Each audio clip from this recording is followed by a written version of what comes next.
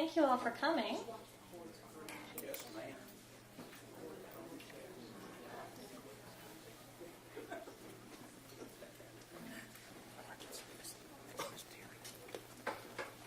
Okay. So we're going to go ahead and get rolling. I'm Karen Olshager. I am the president of the League of Women Voters here in Asheville, Buncombe County. I want to thank you all for coming. Also want to thank our co-sponsors, who I'm going to try to remember without looking at my list. So if I forget any, hopefully Jerry will pick up later. But Carolina Public Press, Mountain Express, News Radio 570, 880 The Revolution, and also want to give a big shout out to Asheville FM, who helped us set up our audio tonight. And the Urban News. And the Urban News is our final co-sponsor for these forums. And this is the fourth of our series of 4 candidate forums this fall. So we're wrapping up for you just before early voting begins this Thursday.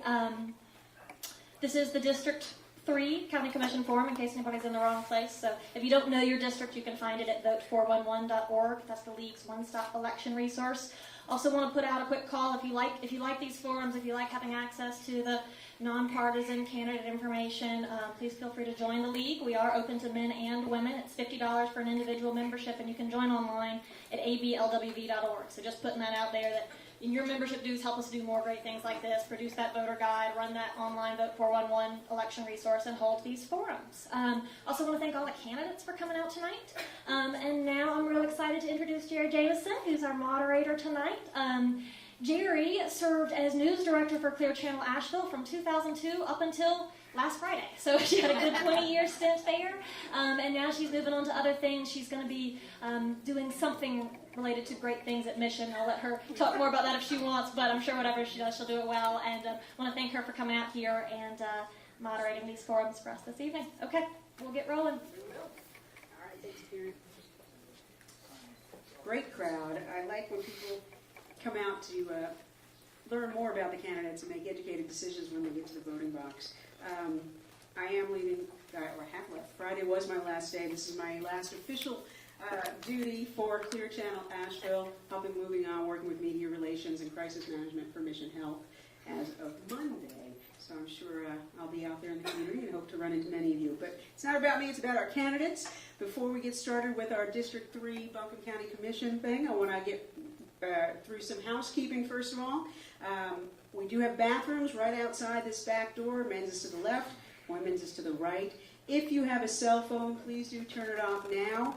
We are streaming live, plus it's disruptive to the candidates and your neighbors, so please do turn that off. Want to acknowledge that we have Jane Wilton, who is candidate for State House District 116 here. Representative Tim Moffitt is in Raleigh with some committee meetings. We do have his campaign manager, Matt Hoagland, here.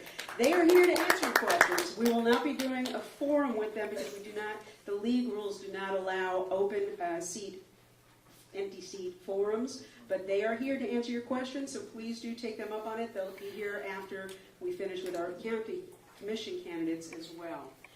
I want to remind you all also, when you go to the ballots, and early voting, one-stop voting starts October 18th, which is Thursday. Wow, I'm off this week, so I have no idea what day it is. Thursday. So when you go, whether you go early voting or on November 6th, there, in addition to your party candidates, you can vote a straight party ticket if you so choose. However, there are many, many, many races that are nonpartisan, such as the school board, the soil and water, and your president and vice president. So do be sure that if you're going to cast a straight party vote, that you do look and go and cast those votes as well. Judicial positions as well are nonpartisan, very, very important. If you need information, districts have changed, as you may know, and very likely your polling location may have changed. So if you're not sure, and I urge you, even if you think you're sure, to go and check, you can go to the League of Women Voters resource, which is vote411.org, and you can get that information there. You can check on where your polling location is, what district you may be in now. Also, we do have, you'll see some video cameras here. If you've missed the previous forums, now you may not be interested perhaps in the county commissions that don't affect your district, although remember they'll be voting on county-wide issues. But we do have the county commission chair seat, which was the first one of the series of 4. That forum is online, as well as the school board, the Buncombe County School Board is online. So you can go to ABL, Asheville Buncombe League of Women Voters, ablwb.org, or carolinapublicpress.org has posted all of them as well. There also are links in all the newspaper media stories that you see. When you see them, there are links to what we are streaming right now as well. Something about the school board. If you're a City of Asheville resident, you will not get to cast a vote. But for Buncombe County residents, there are 6 districts plus an at-large. Right now, 3 districts and an at-large are on this year's ballot. The other 3 will be in 2 years from now. So you get to cast 1 vote in each of those districts plus the at-large. So don't skip that, if you can, and remember that you can't vote the party ticket for that. So, okay. Now, a little bit about our rules, so we're all on the same page.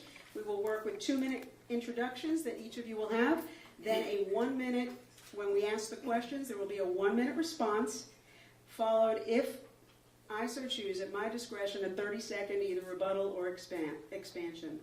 You can expand your answer if I so ask you to do so. And if you feel you need to, you can signal to me, and if we have the time and opportunity and I see there's interest, I may go ahead and grant that. So, we are going to welcome, and we'll start all the way at the far side. We'll go in alphabetical order with Mr. Joe Belcher. Sir, 2 minutes to introduce yourself, please. Good evening. I appreciate the opportunity to be here tonight. I'm sorry, candidates. Yeah, you have to hold it because we are streaming Of and course. it is posted. So pass the 2. You'll You want to share. start me over? Yes. Mr. Joe Belcher. All right. I appreciate the opportunity to be here. It does sound a little bit better with this. Just tell you a little bit about myself very quickly. Things that are important to me in my life. I've been a Christian for 42 years. I moved here 32 years ago from West Virginia. Was raised in the coal fields of West Virginia. My dad was a custodian in the school system. I promise you I know as much about the school system as anybody in this room because I cleaned enough of the floors and banged up the furniture with one of those rotary things and stoked a coal furnace when I was 10 years old. And so I grew up understanding what hard work was about. When I come to the state, when I got married, I married my first date. I've been married for 37 years. Dated her for 4 years. I have a daughter that's 30, a son that's 27. They went in the public school system here in West Virginia when we moved here 32 years ago. I've been with the same company for 29 years, which is Clayton Inc. out of Knoxville, Tennessee. I was a vice president with them for 7 years. I wrote their marketing training. I have extensive business experience, running up to 115 locations and almost 1,000 employees. I am an extremely conservative person. I'm very traditional in my raising and in my beliefs and thoughts, and I want to be very inclusive in the county. I believe there's those out in the rural areas that need representation. I believe I'm qualified to do that. I think I'm also qualified to represent those that do not live in those rural areas. And since my area goes from Sandy Mush all the way to Biltmore Forest, I would say that would be important. And so I believe that I can do that. I go to the school board meetings. You may see me at some commissioners' meetings. You see me around. I try to learn. I actually went to the forum last week over at Black Mountain, and I'm a marketing guy, and I won't ask you if you've seen my signs because you might hurt my feelings if you haven't. But I would be honored with your support, and thank you for your attendance this evening. Thank you. Mr. David King. I'd like to thank the League for having this evening and everyone for coming out. Yes, I'm David King. I am a native of Buncombe County. I've been here all my life. I'm a product of the Buncombe County school systems. I've also was a product of AB Tech and a product of Western Carolina University. I spent 20 plus years working in manufacturing. And my wife and I also have had small businesses. We have a small retail business, a coffee business, and a small real estate business. And at this time, I'm a farrier. I went from a white-collar job down to a very blue-collar job. And I enjoy doing that. It gets me out and talking with a lot of people. What I would like to bring, if elected, is balance to the commission. I think whoever's on the board, we need to work together. We need to ensure that we are good stewards of the county's money, that we provide those services to the county that the people expect, and that we're also mandated to provide. And I will be there to listen to whoever has a need to express an opinion or a concern, or do what I can to help. So thank you. All right. Terry Van Dyne. And I too would like to start by thanking you all for being here and thanking the League of Women Voters for giving me the opportunity to speak with you today. And I'd like to start with a little story about my family. I have a daughter who's 31 and a son who is 28. And we always knew that my son was going to have trouble in school. But that changed in third grade. And it changed because his third grade teacher diagnosed his autism.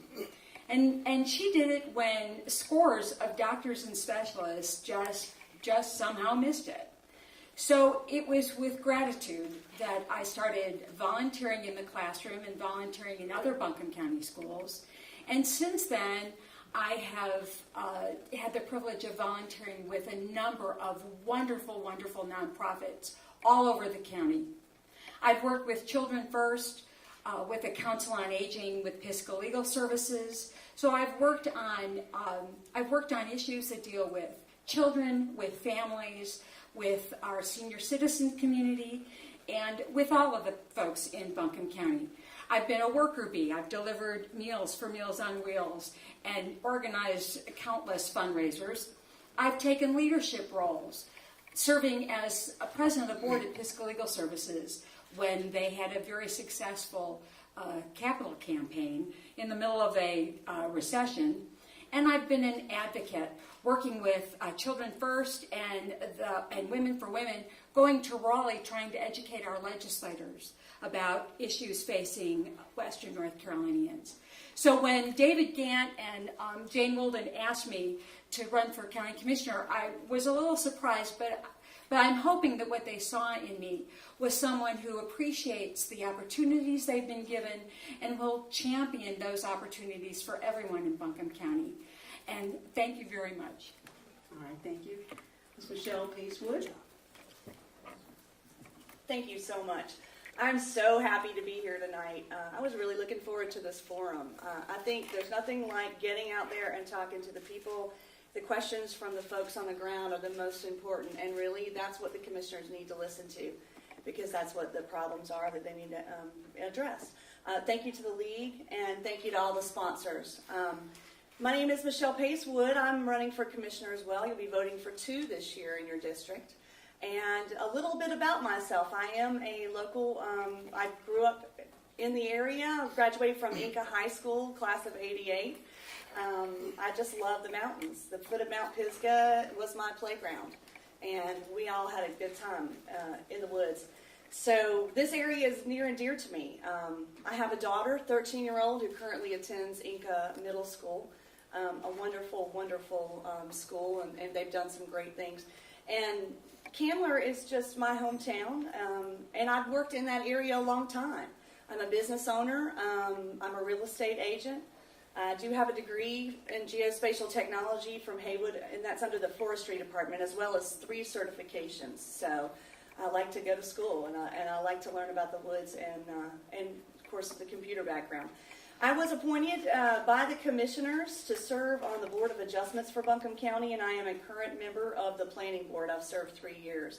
I also have the honor of serving for Pisgah Elementary on the School Advisory Council when my daughter was there, and I found that a wonderful experience. A little bit of volunteer work. Destination Imagination and Odyssey of the Mind were great programs that my daughter was involved in. When I was young, I was on the track team, and my husband was a baseball player. So when we had kids, we thought, oh, this is going to be great. We're going to have baseball games or basketball games, or what are we going to do?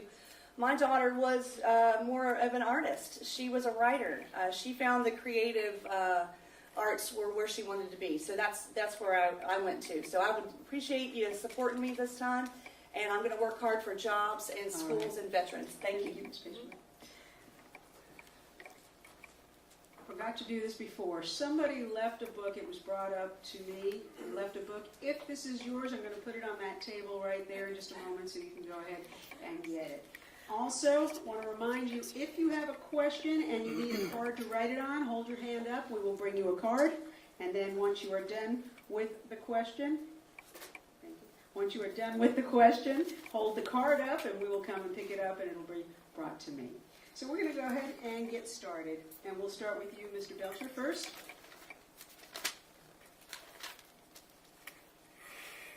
What is the biggest issue facing the county and how would you address it?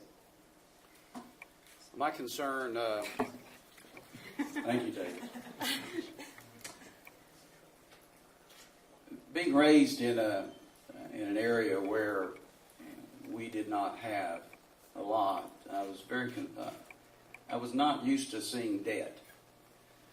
As I was raised, we did not incur debt. We paid for what we needed. And if we did not need it, we waited. So I'm concerned about the amount of debt that's been added over the years, over the last 4 or 5 years. And what I would want to do with my experience that I deal with budgets, annual budgets, quarterly budgets, large budgets. And I would want to look at those line item by line item to determine and work with staff, great staff in this county, and work with them to try to help eliminate and reduce some of the ongoing debt that we have. You can have I appreciate, and I'll stop. Yes, sir. Thank I'll you. follow the rules. Thank you. We're going to go ahead and ask the same question of you, Mr. King. I consider the largest thing facing the county is jobs and economic opportunity. If we can bring back some of those jobs that we've had, I started out close to 40 years ago working in the manufacturing sector. We had a lot of jobs here at that time, and no failing of the county, but jobs have a life cycle, particularly in the manufacturing sector. But we're seeing some movement to bring those jobs back. I want to continue that. I want to support the agencies that are there to bring them. I think that's the role of the commission, is to be a support for Chamber of Commerce and agencies that are involved with that. Thank you. All right, Ms. Van Dyne. Well, obviously, jobs are a huge issue for Buncombe County, as is funding for the schools. But I have to say, in my opinion, our biggest challenge will be dealing with the budget cuts that have already come from and continue to come from Raleigh. And I mention this because I think it's important for folks to understand. Yes, we lost stimulus money. Yes, we're in a bad economy. But the current state legislature made a choice. The governor asked for an extension of a 3/4 cent sales tax, and they decided that our children were not worth that, and they voted to let that lapse rather than to fund our schools. That's, I think our kids are worth that 3/4 cent, and I'd like you to remember that when you go to the polls. Thank you, Ms. Wood. I think jobs, and I think everyone is pretty aware, that jobs is the number one crisis that we have right now. People are suffering from jobs lost because of technology. There's no capital in the market for small business. And the county can do things to help. I will dovetail on what Terry said. The state is going to affect what we can do in this county. But we need to be actively looking at solutions that are going to make small businesses be able to create jobs in this county. And we're going to have to look at ways to attract those big employers by having affordable infrastructure and all of the resources they need to make this county, Buncombe County, not Greenville, the number one pick for their new industry. Thank you. All right, we're going to start with you, Mr. King, with this next question. Do you have any creative solutions to education funding that would keep class sizes teachable?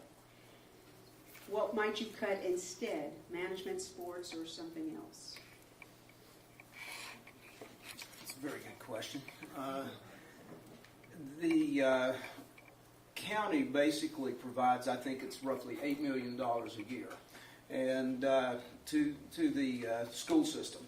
The county's also mandated to provide the utilities and upkeep of the buildings and those things. I see the role of the commission is continuing to provide those funding to the school system. We have a duly elected school board that has much more insight into where to place those dollars and how to use those dollars than the commissioners would. All right, thank you, sir. Ms. Van Dyne? Well, and I would have to echo what David just said. It is our responsibility to provide a good education to our kids. And so, obviously, we will work with the nonprofits in town. We'll work with the businesses in town to leverage those dollars, but there's no way we abdicate that responsibility to others in our community. All right, thank you. Ms. Wood? Thank you. I think this is going to dovetail again on how the funding comes down from the state.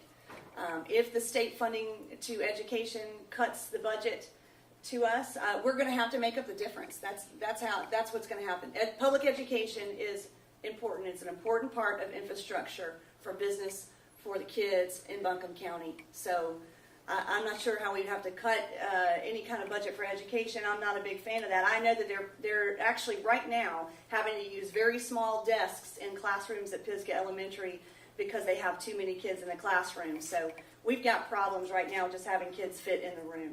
So. And Mr. Belcher, please.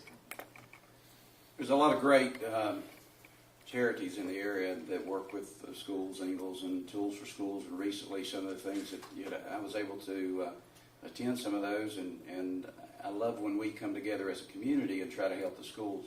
As I said before, I try to go to the school board meetings to watch and see how it works, because when I was working with Clayton, my wife was the one that went to the PTO meeting. She was the one that kept me engaged in all of that. Now she goes to the PTO meetings with our grandson, and the class size is important. I'll say this, that my daughter is an assistant teacher at Johnston Elementary. She has a heart for children. She's an assistant teacher at kindergarten, and I have the opportunity to go from time to time to her class, and I have the opportunity to mentor children in our church. And it's important to me to see our children improve, the reading skills improve, and to work with education and the community to help improve that throughout the county. Thank you. All right, thank you.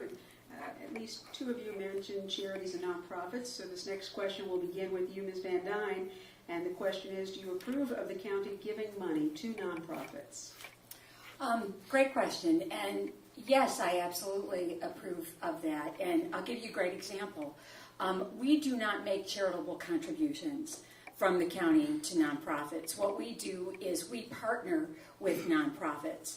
An example is Mountain Housing Opportunities is getting ready to build a project in the Eagle Street market area, and they will take our contribution and they will leverage that with federal contributions and contributions from local people. They'll create not just jobs here building those, but they'll create workforce housing so that someone in Barnardsville can go to school, get an education at AB Tech, get a job at the hospital, and free up the waiting list for a procedure for someone in Leicester. That's not charity, that's investment, and I fully support it. All right, Ms. Wood? I think it's important, anyone who partners with a county, whether it's a nonprofit or a contractor, that there's accountability and that you understand exactly, their responsibilities, what you expect of them. And so I'm not necessarily against nonprofits or for nonprofits, or I just want to make sure anyone that we partner with is going to provide the services at the most reasonable cost and make sure that we're taking care of taxpayer dollars, and that they're going to actually be able to prove to us by contract that they can, fulfill their obligations. So, All right, thank you. Mr. Belcher? I want to also echo what Ms. Wood said. You cannot give money to anyone unless there's accountability. I taught my son when he was about 10 years old. He used to come and ask me for everything. I said, if you got to tell you now, if you got to know now, the answer is no. But if you give me an opportunity to think about it, wait on it, gather the proper information, then there's a possibility. I think there's duplication in nonprofits. We have great nonprofits in this area, Salvation Army, Boys and Girls Clubs. We have the Reverend Woods at the Western Carolina Mission that does just a wonderful job. And I think some of these larger nonprofits could do the work of some nonprofits that we have given money to. And I think we have to be very careful with the county's money. And it's not about our heart. It's about not putting debt and continually on our children and our grandchildren in the county. And we've got to be able to support the ones that are already there and help them and hold them accountable. Thank you. Mr. King? I also would like to echo what Michelle and Joe said about accountability. But to carry on through with that, the county has successfully partnered with some nonprofits.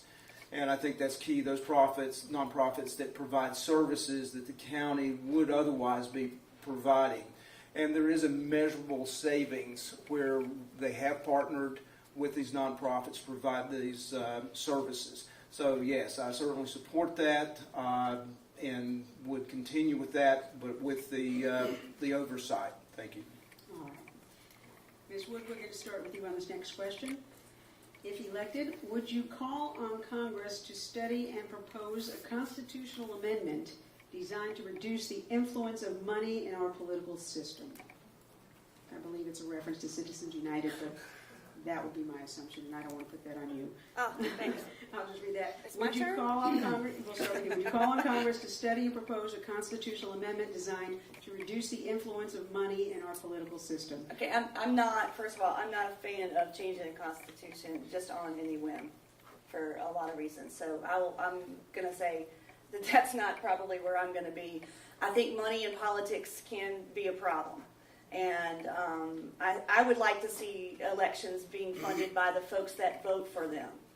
And I think that's a true representation of the spirit of the electorate. So Constitution changing is not where I like to go. I feel strongly about our Constitution and support it. But money in politics is a problem. So thank you. All right, Mr. Belcher? Changing the Constitution is not on the table, never would be in my lifetime. I mean, I've taken too many tests and memorized too many things for them to try to change it now. So, but I am offended by advertising. I don't want my children to see it. I don't want my 6-year-old grandson to see it. Number one, in what we do, I can assure you the people that are sitting up here, we don't invest a lot. There's not a lot of money that we have to spend in what we do in our race. And I know I only got 30 seconds, but the breaking up into the districts gave us an opportunity to do this and to make it affordable for us, to step out and lose sleep and disrupt our meals to be able to come out here and be with you guys. And that was a big deal to me. I would never have run and could not have afforded it if that had not happened. Thank you. Thank you, sir. Mr. King? I don't view that as a function of the county commission. Washington's not going to listen to the Buncombe County commissioners. So what I would do is focus on those issues that are pertinent to Buncombe County and move forward with those and try to solve problems that I can solve and work with the board. Thank you. And Ms. Van Dyne? Well, I would agree that it's probably not a function of the county commissioners, but personally, I have supported the amendment. I believe it's not just a question of horrendous advertising, although we're all sick of that. It's also a question of the influence that special interests have in our government at every level. I think it's very naive to think that that people like myself would not be swayed by huge donations and huge support for my campaign. So I think as an individual, I definitely support it. I think it's going to take a change to the Constitution to fix the problem that we've gotten ourselves into. All right, thank you. Next question, we'll start with you, Mr. Belcher. I also want to let the folks in the audience know, if you submit a question, if for some reason I do not get to it, please do not take it personally. I group them by issue and topic to the most related, and also we may eventually run out of time. So, but if you do have questions, if you need a card, hold your hand up, we'll get a card to you, and then once you've written the question, hold the card up and we'll pick it back up. All right, we will start with you, Mr. Belcher. What is your position, or explain your position rather, on women's health issues?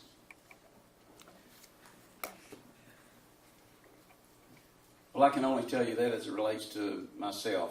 With 1 year ago, I brought my mother from West Virginia, and she's in Aston Park. She has dementia. I was there with her today, trying to help her eat. She chatters just like she did when she was 20, and just like she did when she was my mother. I believe that you treat everybody with respect. You help everybody, whether it be the children with education, whether it be women and their rights, whether it be men, young men, whether you be from this area or not from this area. You have to have the proper servant's heart to be able to help everyone. I'm not really sure what that question entailed, but I was raised right to treat everybody with respect, so I'll say that. Mr. King. Also, a little confused about what exactly they're asking in the question, but in terms of the county commission, and that's why I want to answer the questions, is I'm not sure how that applies to the commission.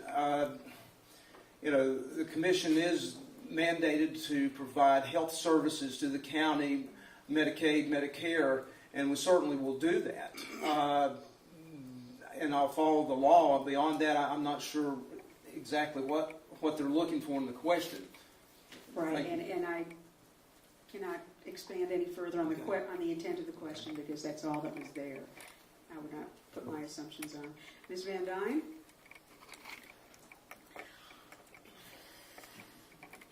I believe a woman's health choices are a matter for her and her physician, and only her and her physician. I am somewhat offended, at least the national level, that the subject of contraception is being somehow conflated with immorality. This is a health issue. Women died in droves from childbirth before we had modern medicine. I'm very grateful for modern medicine, and this should be an issue completely between a woman and her doctor. All right, thank you, Ms. Wood. I think a lot's been said already. I want to speak, because I only have 1 minute, particular, when it does come to Buncombe County, one issue in particular that I want to speak to is that veterans are very dear to us, and in this district we have a lot. We do not have a women's veteran service officer in our county office. And a lot of them, 1 out of 14 veterans coming home is a woman, anticipated to be 1 out of 8. A lot of them are coming back and suffering from MST and PTSD. They've just now opened a women's clinic, or getting ready to, at the VA. They didn't even have services. You had to go outside of the facility there to get women's regular doctor services, to find a doctor to talk to. I think it's important that we recognize this group of women really needs Buncombe County's help. They need to reintegrate into the community, and they're going to have specific challenges that we can help if we do get at least this one solution, a women's veteran specialist out in the county office. All right, thank you. Mr. King, would you like a little more time? I would like to make a comment. All right, we'll go ahead and expand if any of you would like 30 seconds more. I guess the point I'd like to make is county commissioners aren't lawmakers. They don't make laws. They're charged with following the laws, and I don't think it's the place for county commissioners to be involved in people's in the doctor's office with people. That's not a point for county commissioners to take up, and I think the best thing is commissioners just to follow the law, do what they're charged to do, and try to look after the citizens of Buncombe County the best they can. Thank you. Would anybody care for 30 seconds? All right, Mr. King, we're going to start with this next question with you. What is your position regarding the greenways, and support your position? And I believe part of that is, would you put a bond referendum to voters to pay for the development of greenways? Okay. I have not seen the master plan, so I can't tell you anything in detail about it. I'm not opposed to the Greenway. I personally like Greenways. My wife and I visit the one in Abingdon, Virginia twice a year.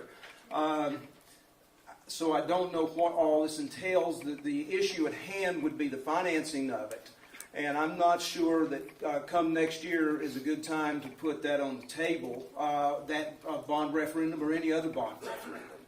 People are going to be faced with their revaluation of their property next year, so I think that may be a bit much to put on the county at that time.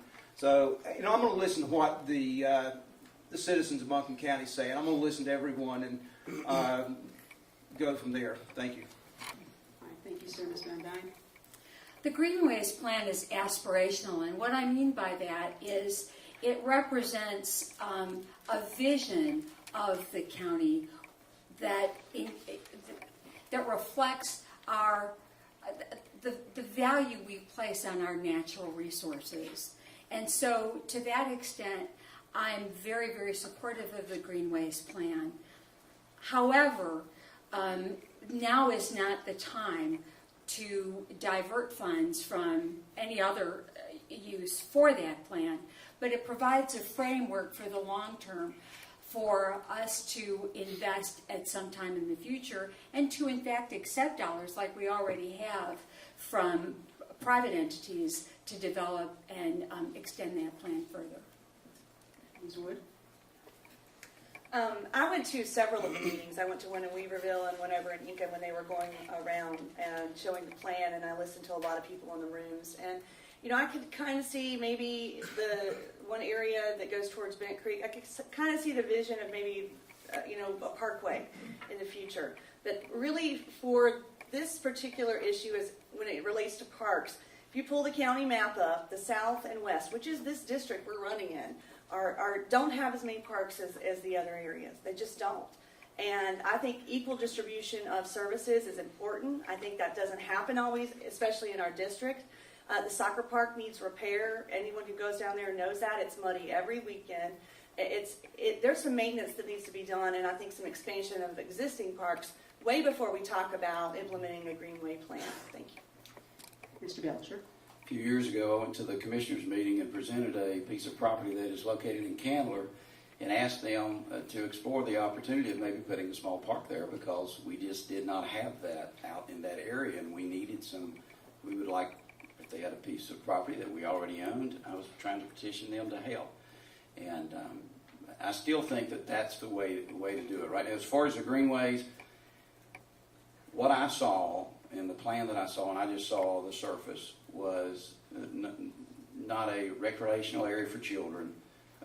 It was a place to connect Buncombe from one side of the county to the other. I don't think at this time that that's the best thing for the county, and I don't think it meets the needs of the entire county. It meets the needs of the south, of the north, the west, the east. The east, the south, and the southwest.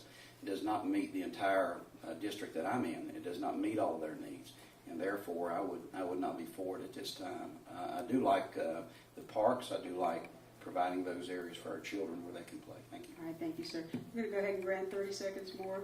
I wanted to dovetail on that about Joe, because that has been an issue particularly in Candler. And there's 2 FEMA properties that were bought by the county that were owned, and we've gone and tried to get a park there. We can't get them to move forward with that. I just wanted to put that out because it's a budget issue, and I understand that. So we're trying to partner with people in the area and other groups and organizations to make that kind of thing happen. But if we can't get a park in an area that only has one park, I just wanted to kind of add that caveat.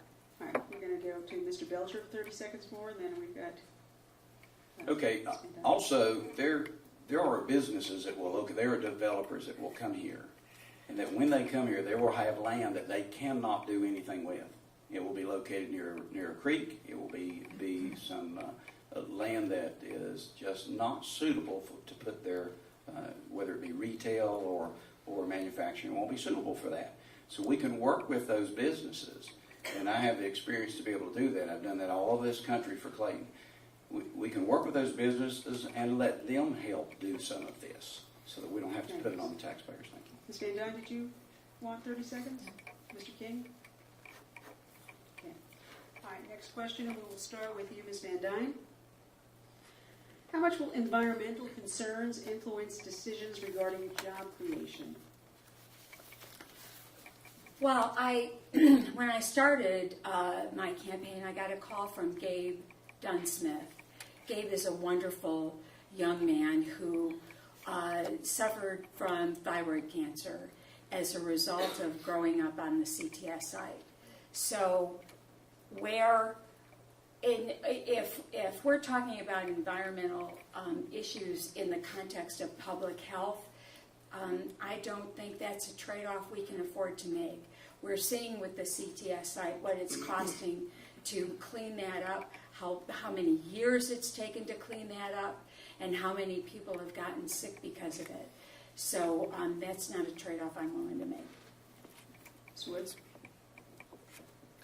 Well, it's traditional here. Environment is tourism. That's our business. We've been in the business of tourism a long time.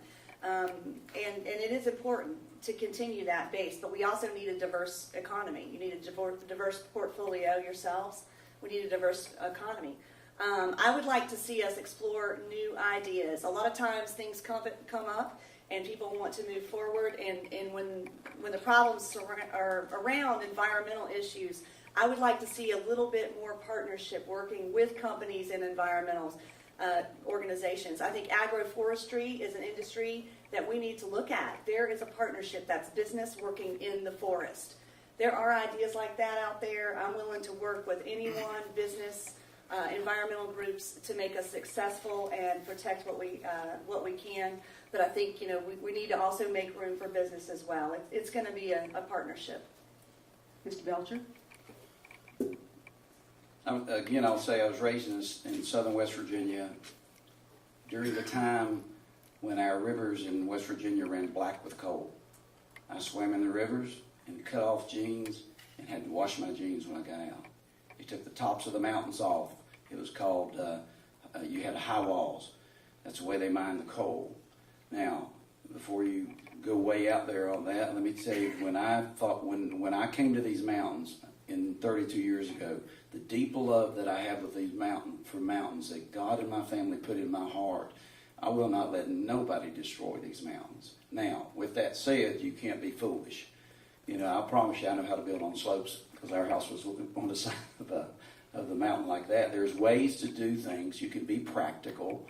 You don't have to be, and you can attract businesses, and you don't have to just blanketly restrict every business because they are coming to the mountains. The mountains and businesses can coexist together, and people like myself that love them and have the experience in business can assure that can happen. Mr. King? I spent 20 plus years working in manufacturing and purchasing, planning, and supervision. And I can tell you that we're safe. We're not going to see any smokestack industry coming to Western North Carolina. We are not suited for that type of manufacturing here. The days of those smokestacks are gone here. So what we're going to have mostly is machining, technological, and small manufacturing companies. And that's what we will be able to attract. And most of them are going to be 100 or fewer employees. And I have worked in the days when the laws were relaxed on that. And I can tell you, I worked to help get some things in place, worked with Land and Sky Regional Council. And it's bad business for companies to pollute and do that anyway.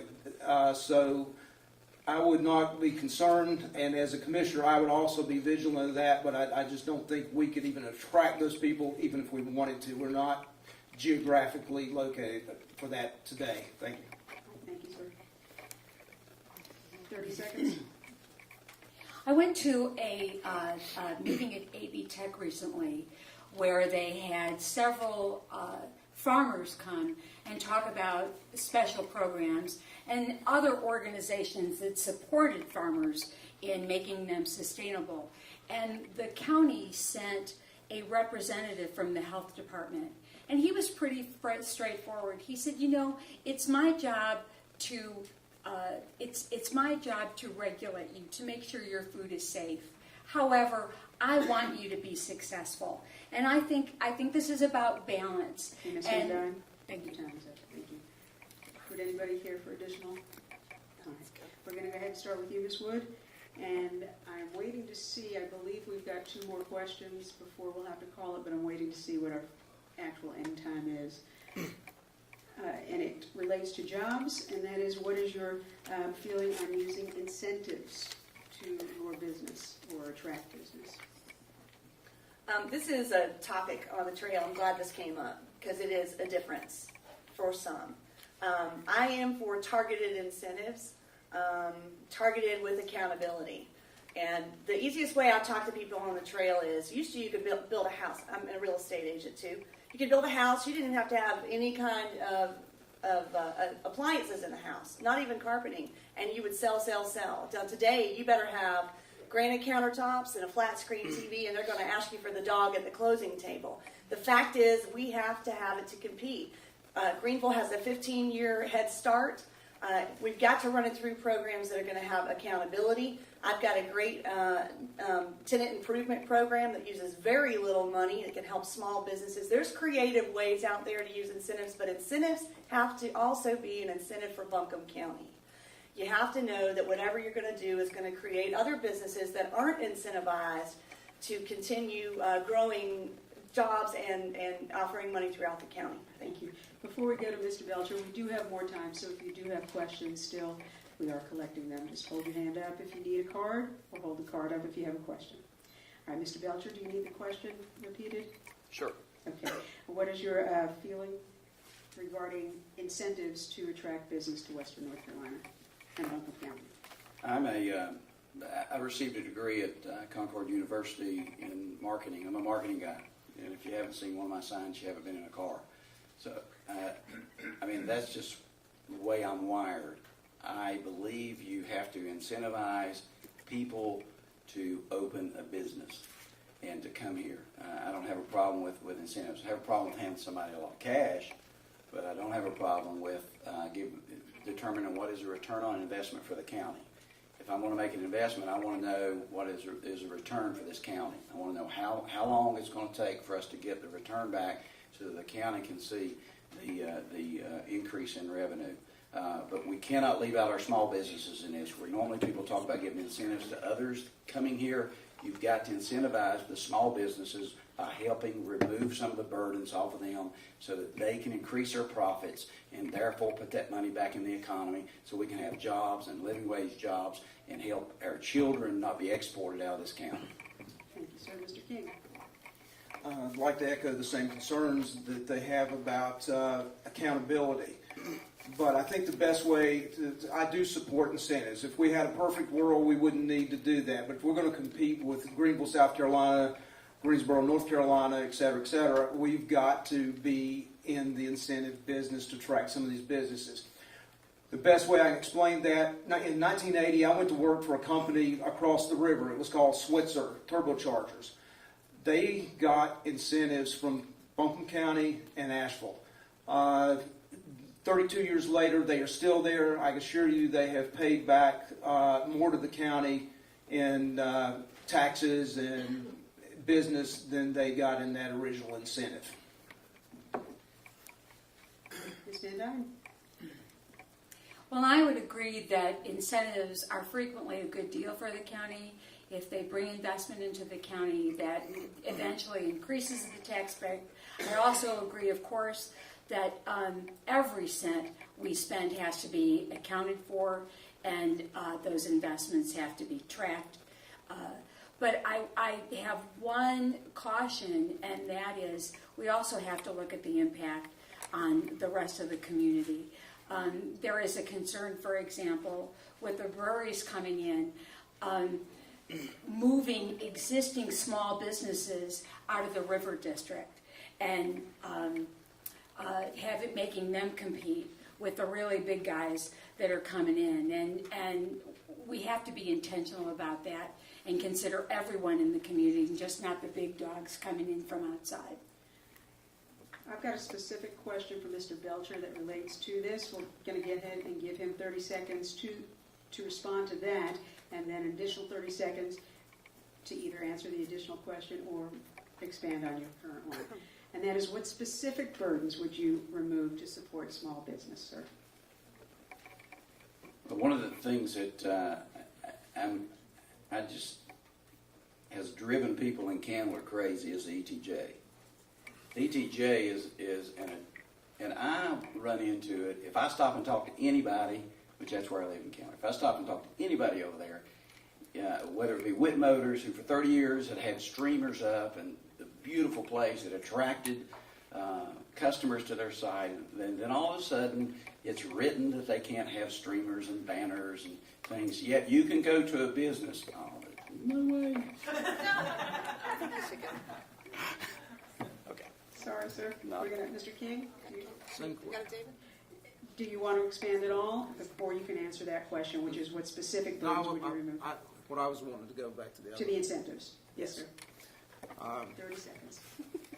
What I would like to say about businesses coming to the larger businesses, and that's what we're talking about, incentivizing, not our smaller businesses, but these larger businesses. I was the plant support buyer for that company for a number of years, and I can tell you just in Buncombe County alone, I probably spent close to $3 million a year, from everything from packaging to tooling. So there's a lot of spin-off when these companies come, so we do get our dollar if we get a good company here. Thank you. Ms. Van Dyne, did you need any more time? No. Ms. Wood. I do, thank you. I'm going to say ETJ. There's one. I'm on board with that too. It's a problem. It's a problem. 4,000 properties, and it's a problem. And there's still problems in those areas that are under the control and regulation of the city of Asheville. But I also want to say I met with a big, large company. Was it 8 years ago, and they were not able to talk about how they could work on discounts on large volume water and sewer. I'm not saying that that's necessarily what we should do, but they couldn't even get to the table with a conversation. And then not time, ma'am. smaller businesses, Sorry. I'm going to incentivize those too. All right, thank you. All right, Mr. Belcher, we're going to start with you on the next question. It's actually a twofold question.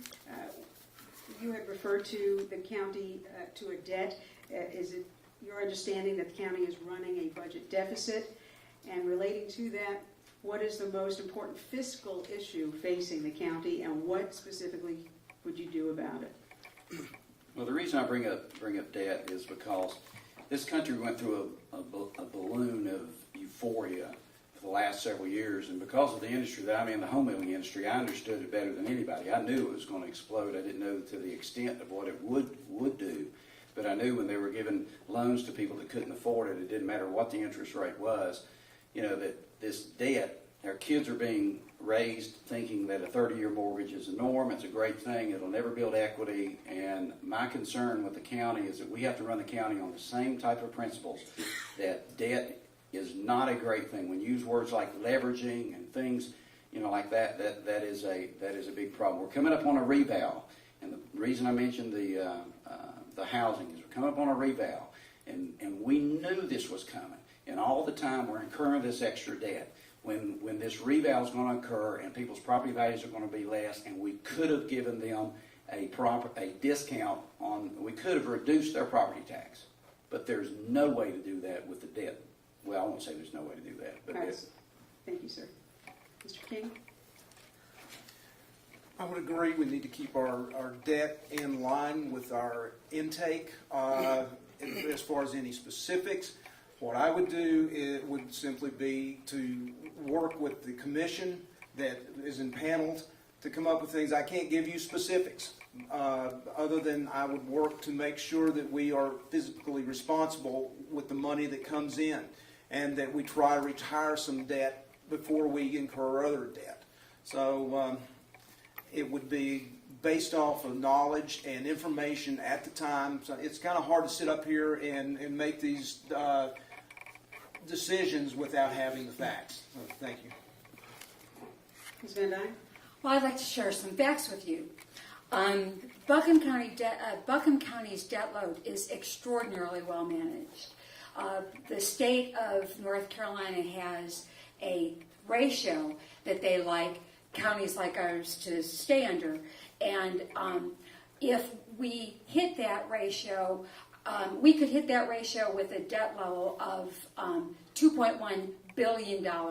And our debt is, I think, approximately $700 million.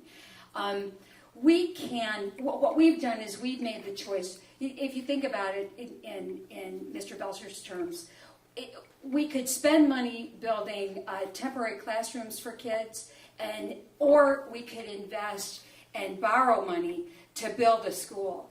At the end of 15 years, we've spent the same amount of money, but we don't have a classroom. We've invested in those schools. We've kept our debt low, and at the end of 30 years, we've got real classrooms that our kids have been in the whole time. Thank you. Ms. Wood? I think debt is always something to be cautious of. You need to be thoughtful when you're going to incur debt in the county. And you need to be very, very careful with taxpayer dollars. I think it all comes down to if you agree that the debt that we have was right or not. I think that's the real conversation here. I think that schools are important. 1.7% interest rate is okay with me at the level, like Terry said, that we have to make sure that a vital part of our infrastructure, kids and public education, have the facilities that they need.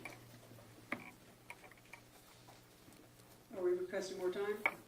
Okay, we'll start then with Mr. Belcher. We'll come back down since we have a few.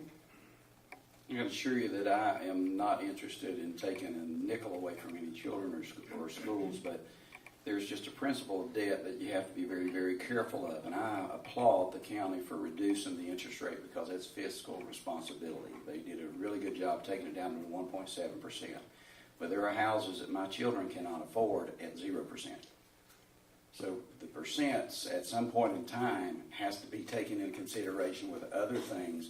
And again, that is the amount of the debt and how quickly we've put it on and how quickly can we get it off. Thank you, sir. Mr. King? Likewise, I didn't realize we were talking about schools specifically, but We're not. but I think we go back to jobs here and opportunity and those kinds of things. If we can create economic opportunity and jobs here, we wouldn't be having this conversation because the whole idea is to try to keep our taxes down, but grow our tax base with jobs and business creation. And that way we can move forwards, funding what those things we need to do. Thank you, sir. Ms. Van Dyne?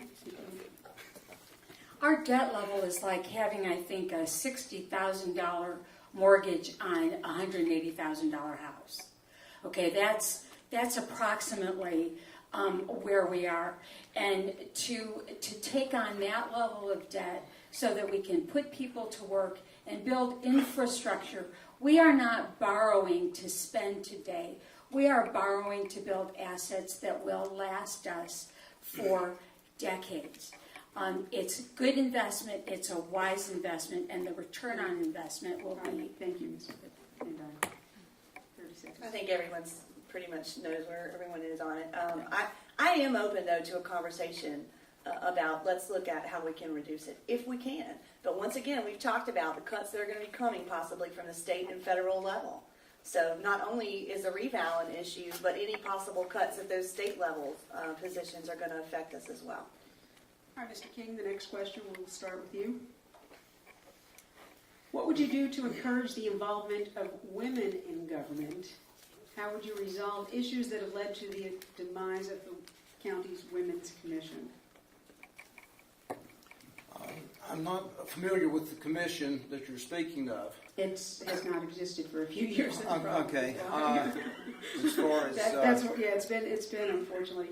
That's how I got involved in by the way. as far as encouraging, women, I think we have a good representation now.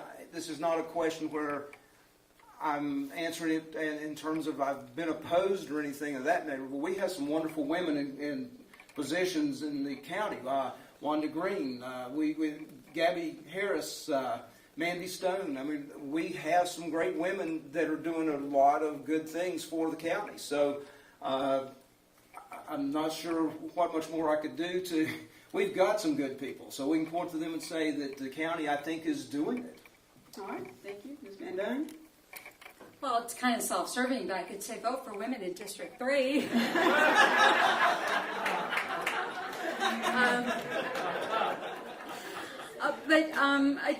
I would agree. I think we have a lot of wonderful, strong women in Buncombe County. I don't see this as a major problem.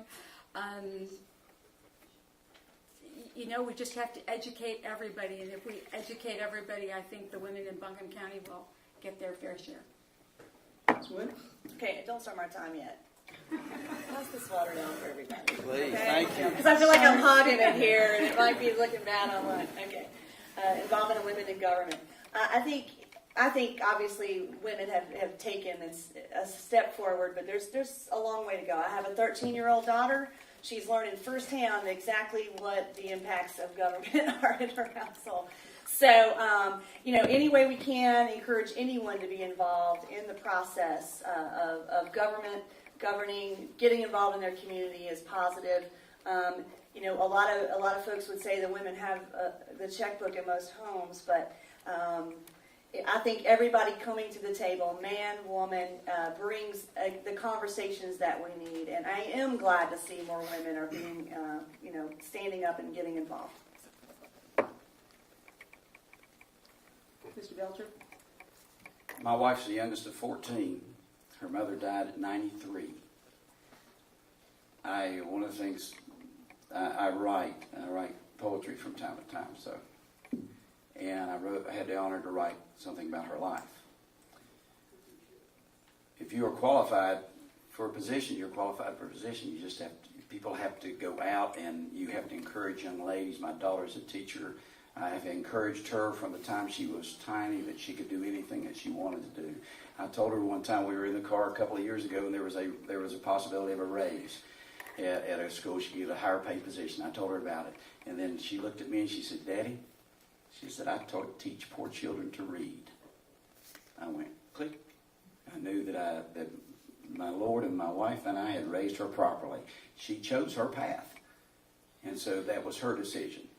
And we cleared the path for her to be able to do that. And that's what we should do as adults, clear the path for young women to be able to achieve whatever they are capable of and get out of their way. Thank you. Next question will start with you, Ms. Van Dyne. It is two parts. Would you support adding sexual orientation and gender identity to the county's non-discrimination clause? Would you support offering domestic partner benefits to county employees? My background is in high tech, and so the people that work in high tech have a lot of education, they have a lot of skills, a lot of talent, and what I know is that they need to know that they're going to be evaluated strictly by their job performance. So yes, I would support adding GBLT protection to our employee ordinance. Non-discrimination policy. Thank you. In terms of benefits, that we're spending taxpayer dollars. Our benefit packages need to be in line with what is reasonable and customary for other counties like ourselves. So at this point, I don't think that's the case. The purpose of benefits is to bring good people and Good time. Thank you. Ms. Wood? I was at the meeting where they brought this up just recently. I think many of us were. And it was interesting that it was a last-minute amendment, and I think that a lot of folks are talking about these last-minute amendments that come forward, and it's not a matter of if you like or don't like, it's the process. People are confused, and they wake up, and it's in the news cycle the next day. So I wanted to state that first. I did hear after the closed session, several different of the commissioners, one commissioner in particular, said that it did have exposure for us. And I'm not going to vote for something or agree with something that's unknown and is going to potentially have any legal or costs that I'm not aware of. I think it's a state issue. Anytime we vary from the state, you can see that with the longevity conversation that happened just the week before. When you vary from that state policy, you create situations where some folks have and some folks don't. So I'm in favor of sticking with the state plan right now. Specifically, what in the state plan, ma'am? Well, that was what I understood, was what they said. The state said that they would, that it was just the way it was, passed The by the marriage commission. amendment? Right. Okay, I just want to make sure. No, not the marriage amendment, no. Okay. No. That's what I don't. No, That's what the I'm asking you to state, clarify. what they passed was what the state What the recommended. county passed. What the Okay. county passed is what the state recommended. And like I said, can you give me one more second, because she I was asked me. confused. Okay. We'll give you 30 seconds. All right, and we'll well, accept no, I'm that. good, I think I'm good on that, so. Okay, I thought you were saying what the county passed, No. that's why I was asking you to clarify. Mr. Belcher, I'll have you repeat the question, please.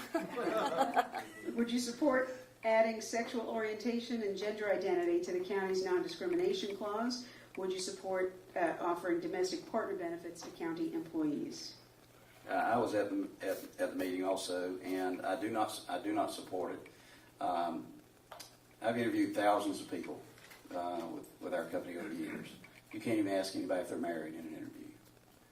The discrimination policy that they put forth at the county level was excellent. It was in accordance with many companies that I've seen across the country, and we have the EEOC in place. If if you bat your eyes wrong at somebody and they let you go, the EEOC can take care of that. And it's not necessary. It would add a burden to this county that we cannot afford, and I do not support domestic partner benefits for the same reason. Thank you. Mr. King? No, I do not support the amendment, or I'm not sure that we can legally do that, but because I'm opposed to setting people apart.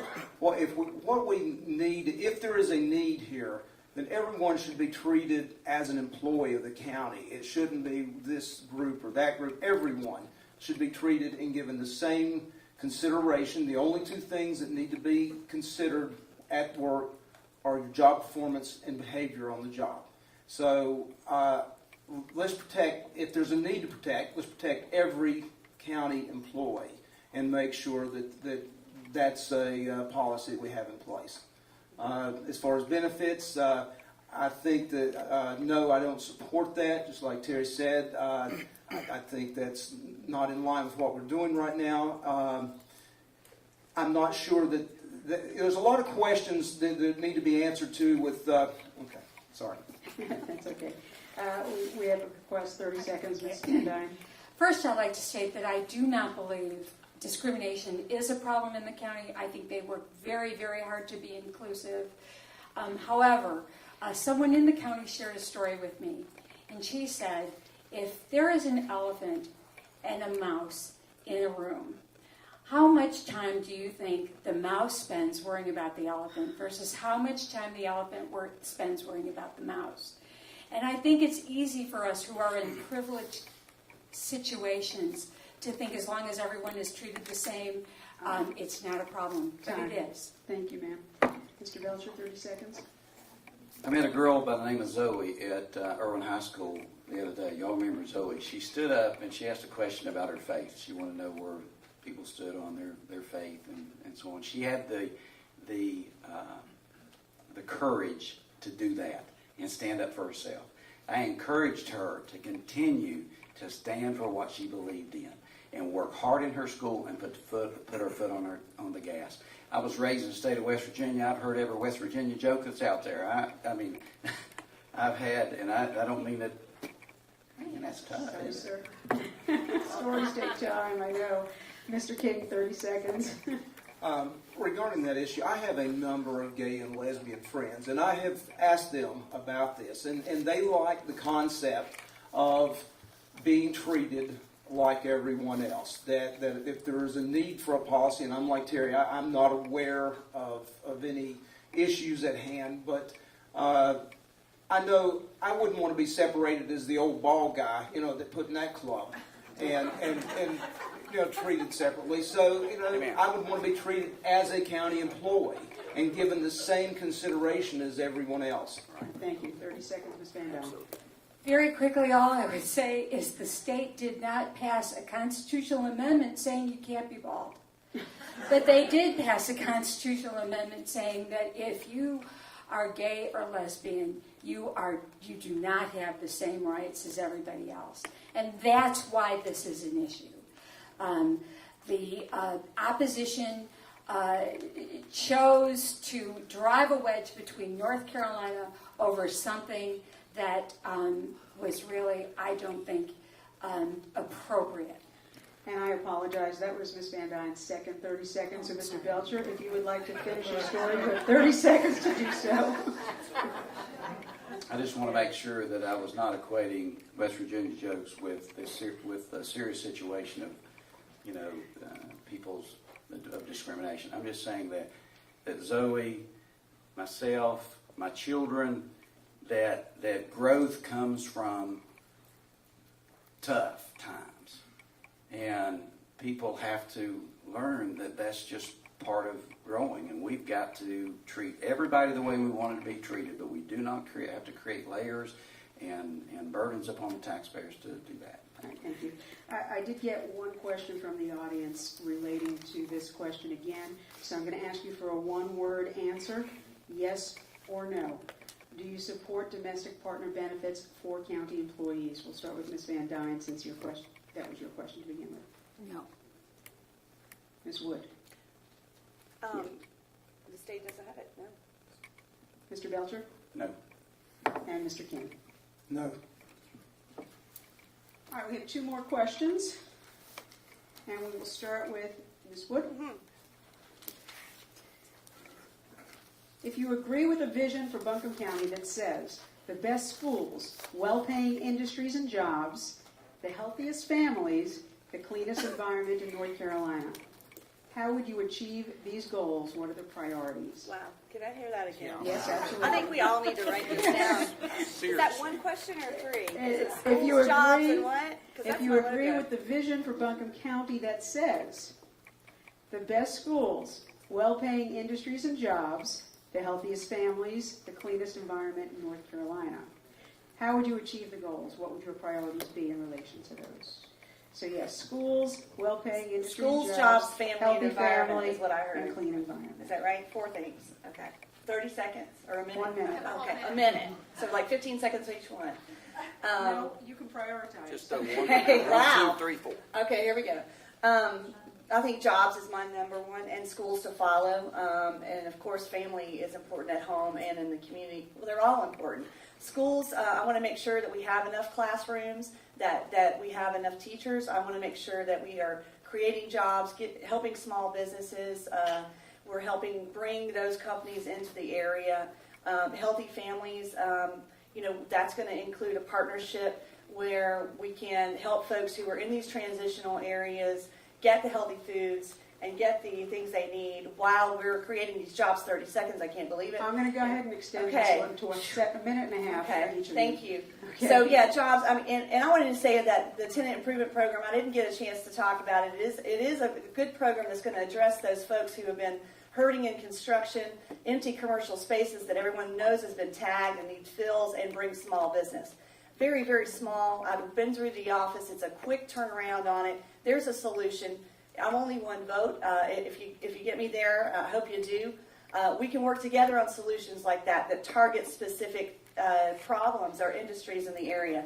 Families, I've kind of already said we need to make sure that they're healthy and coming along, and they're still here, and we have our craftsmen and workmen here when we do have those jobs come.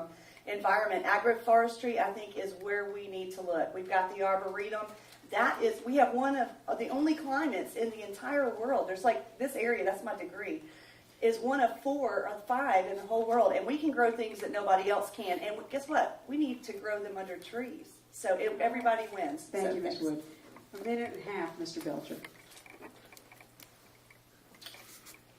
Separating all of these is very difficult. You cannot have a great school system without great families and families working with that school system. I think the background, the backbone of any church or country or county is its families. And we have to be better role models. We have to be interested in education. We have to want to have an educated workforce. We have to be able to remove barriers for those children and encourage them and let them know that working hard is not a bad thing. That it will strengthen you, and there is no telling what you can do. I've told people in my Sunday school class, if you'll give God a blank canvas, no matter what you believe, but if you'll give him a blank canvas and get out of the way and work hard, there's no telling what you'll see in 30, 40, 50 years. Jobs have to come here. We have to work diligently as commissioners to eliminate and keep it environmentally friendly. We're not going to take the tops of these mountains off. I'll assure you. I saw it done where I came from, and I will be no part of it. At the same time, we can balance all of that and work together, and I think the key is working together and doing what makes sense. But the family is the key in this county. There's people under too much pressure, from $4 a gallon gas to taxes and everything else, and they have a hard time working with their children at schools. Thank you, sir. Mr. King? All of us are going to agree that these are important issues, and so I'm not going to touch on each of them. What we do. So what's important is what we do as an individual to help achieve this. And any one of us are only one vote on the commission. And the important thing is to get on the commission and work with the other commissioners to hammer out the issues and work together, put aside personal prejudices or whatever that may be standing in the way. What I hear is people, they don't care so much whether you're a Democrat, you're Republican, they simply want you to get together and work. They want us to come together as Democrats, as Republicans, independents, whatever. And so I will do that. My role will be to work with whoever sits on that commission and work to try and find a solution. Not just come to a deadlock, but find a solution to resolve the problems that we may have in Buncombe County, and also to continue with the good things that we have in Buncombe County. Thank you. All right. Mr. Belcher, did you not start? I'm sorry, I apologize, Ms. Randall. I turned my page already. I think we all agree that it's individual effort that in the end allows us to succeed or fail. But we also have a responsibility as a community to build an environment where that individual effort can thrive. And so what Buncombe County does is it builds that infrastructure, and it does it by providing incentives to good businesses for coming here. It does it primarily by building wonderful schools, and also, of course, by providing for public safety. So we need to do all of those things. We need to leverage that by taking advantage of the robust nonprofit community we have. But we also need, I think it's important, is to respect our county employees and to give them what they need to be able to do their jobs and work together. It's not going to be easy. I think with what's coming down from the state legislature, we're going to have to ask our employees to do more with less, and so we need them to understand that we respect and we value their effort, so that they can go out and do their jobs. All right, thank you. And actually, with the length of that last question, that will be our last question. Just a couple of points of interest. Do want to say we do have Jane Wilden still here. It appears Representative Moffitt's campaign manager is left, but we do have Jane here for questions. We do have other candidates as well. Candidates or their representatives are here. Please don't hesitate to go and ask them questions. That is why they are here. Vote411.org. That is the League of Women Voters voter resource. Remember, it's likely that your polling station may have changed, your district may have changed if you're not sure where you go. We also have voter guides here now, nonpartisan. It's the League's nonpartisan voter guides. You can also catch the forums at carolinapublicpress.org if you miss past ones with the chairman candidates or the school board candidates. Remember, nonpartisan races, you've got to go and cast those. If you cast a straight party ticket, that will not cast anything for the nonpartisan races.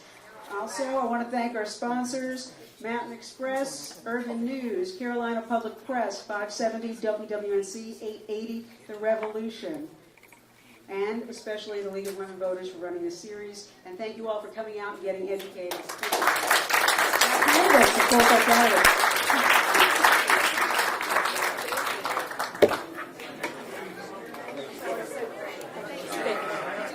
Aren't you glad that's done?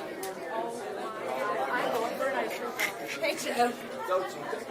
I'll go for ice cream. That's what I'm going for.